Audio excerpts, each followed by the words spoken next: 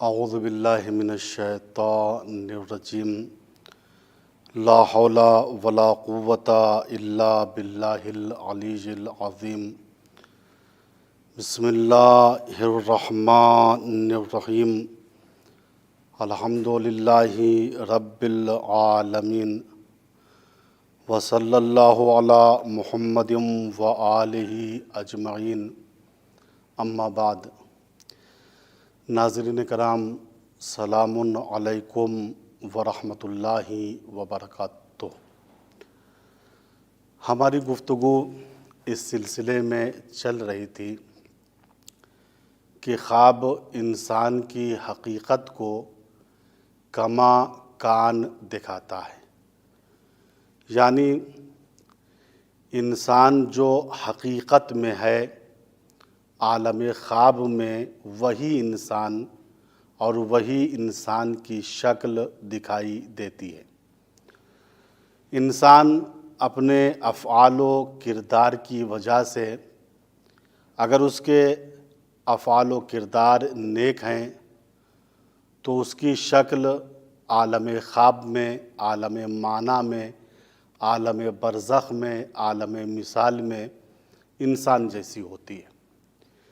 لیکن اگر گناہوں کی وجہ سے، بد اعمالیوں کی وجہ سے، بد اخلاقیوں کی وجہ سے انسان کی اندرونی شکل مسخ ہو گئی ہے تو انسان اسی مسخ شدہ چیز کی شکل میں عالم خواب میں نظر آتا ہے۔ انسان کی باطنی شکل جو مسخ ہو جاتی ہے اس کی اصلی وجہ ہے گناہان کبیرہ کا انجام دینا، بد رفتاری اور بد کرداری کے ساتھ معاشرے میں زندگی بسر کرنا۔ اس دنیا میں انسان جس چیز کی نیت رکھتا ہے، اس دنیا میں جو چیز انسان کا اصلی مقصد ہے، اسی چیز کی شکل میں انسان کی اندرونی شکل بدل جاتی ہے، عوض ہو جاتی ہے۔ اسی کو کشاف الحقائق امام جعفر صادق علیہ السلام ارشاد فرماتے ہیں اپنے بیان میں، اور اس چیز کو اس طریقے سے آپ پیش فرماتے ہیں، ان اللہ یحشر الناس علی نیاتہم۔ روز قیامت اللہ تعالیٰ انسان کو اس کی نیت کے اعتبار سے میدان حشر میں لائے گا، یعنی جو انسان کا اس دنیا میں مقصد ہے، اگر انسان کا مقصد وہ مقصد ہے جو ایک پرندے کا ہوتا ہے، ایک بہیمے کا ہوتا ہے، ایک درندے کا ہوتا ہے، تو انسان اسی شکل میں نمودار ہوگا جو اس کا اس دنیا میں اصلی مقصد تھا۔ اور عالم خواب میں بھی یہی شکل انسان کی ہم کو دکھائی دیتی ہے۔ اسی لیے قرآن نے ہم کو منع کیا کہ دیکھو، نفس پرستی مت کرو، مال پرستی مت کرو، شیطان پرستی مت کرو، چونکہ یہ سب پرستشیں وہ ہیں جو انسان کی باطنی شکل کو بگاڑ دیتی ہیں۔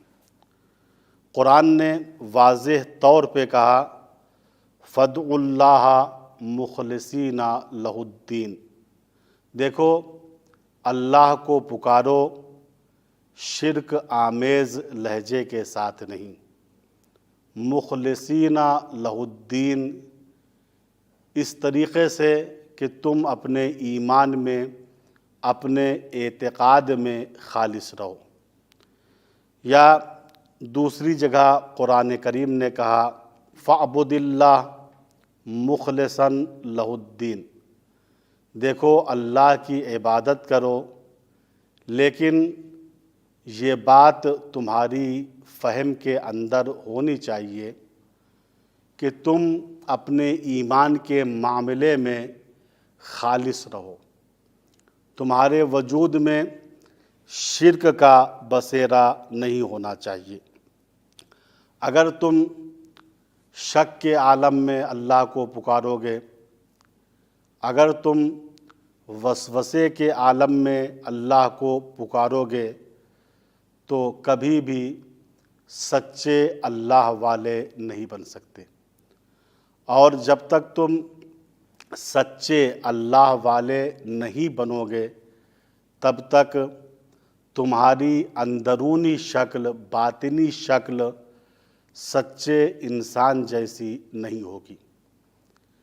انسان اپنی نیت کے اعتبار سے، اپنے مقصد کے اعتبار سے میدان محشر میں لایا جائے گا، اور اس بات کا استفادہ بہت سی روایات سے ہوتا ہے، جس کا ماحصل یہ جملہ ہے وَيُحْشَرُ النَّاسُ عَلَىٰ نِيَّاتِهِمْ۔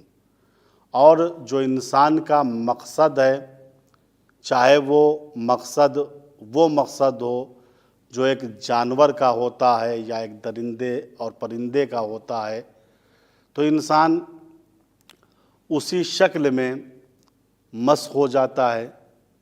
جس طریقے سے انسان کو عالم محشر میں لایا جائے گا، اسی شکل میں انسان خواب کے اندر نظر آتا ہے۔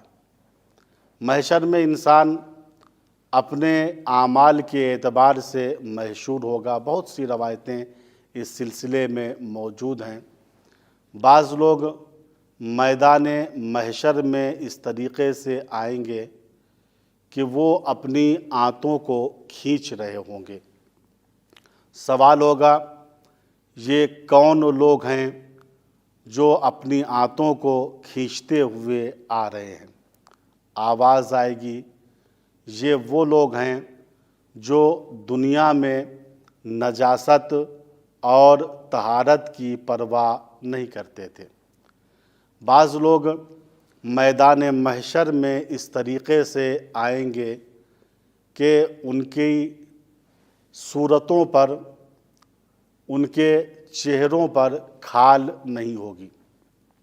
آپ تصور کیجئے اگر کسی انسان کے چہرے سے اس کھال کی چادر کو ہٹا دیا جائے تو انسان کیسا ہیولا کی شکل میں نظر آئے گا۔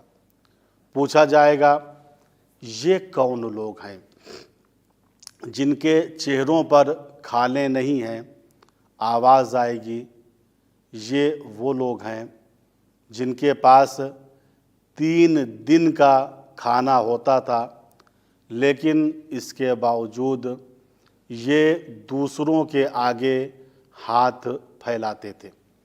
چونکہ انہوں نے دنیا کے اندر حیا کی چادر کو اتار دیا تھا، لہٰذا اللہ تعالیٰ نے آج روز محشر میں ان کے چہرے سے کھال کی چادر کو ہٹا دیا ہے۔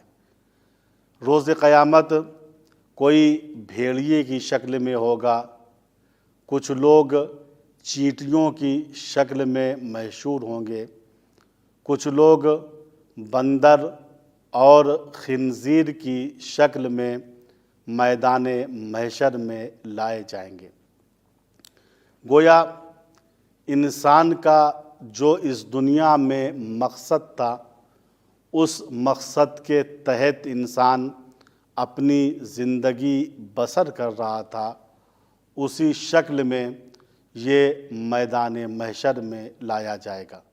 کتا صفت انسان کتے کی شکل میں آئے گا، بندر صفت انسان بندر کی شکل میں آئے گا، ہاتھی صفت انسان ہاتھی کی شکل میں آئے گا، بھیڑیا صفت انسان بھیڑیے کی شکل میں آئے گا، بچھو صفت انسان بچھو کی شکل میں آئے گا۔